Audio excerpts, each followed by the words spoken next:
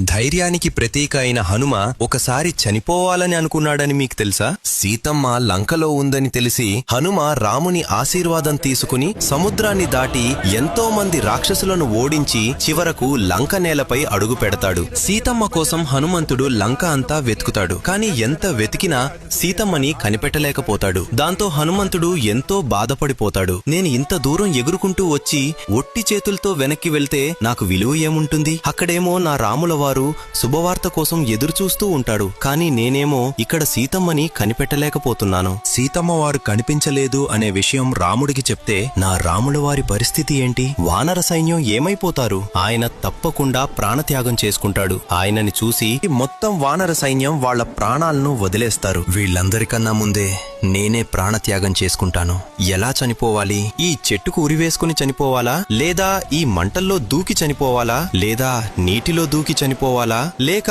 ఆహారం తినకుండా అలానే ఉండి చనిపోవాలా? కాని నేను చనిపోతే వాళ్లంతా ఏమైపోతారో ఏంటో అనుకుంటూ తనకు తానే ఓదార్చుకుంటాడు. సరిగ్గా అదే సమయంలో పక్కనే ఉన్న అశోకవనము నుండి ఏడుస్తూ బాధతో ఒక గొంతు వినపడుతుంది. ఆ గొంతు వినగానే హనుమంతుడు చిరునవ్వుతో ఎగురుకుంటూ వెళ్లి చూస్తే సీతమ్మ కనిపిస్తుంది. హనుమంతుణ్ణి చూడగానే సీతమ్మ హృదయం ఆనందంతో నిండిపోయి చిరునవ్వుతో లేచి నిలబడుతుంది. హనుమ రాముల వారి ఉంగరాన్ని సీతమ్మకి ఇస్తాడు. దయచేసి ఎవరైనా ఆత్మహత్య చేసుకునే సమయంలో ఒక్క క్షణం ఇంట్లో వారి గురించి ఆలోచించండి. హనుమంతుడు అంటే మీకిష్టం ఉంటే జై బజరంగబలి అని కామెంట్ చేయండి. జై బజరంగబలి.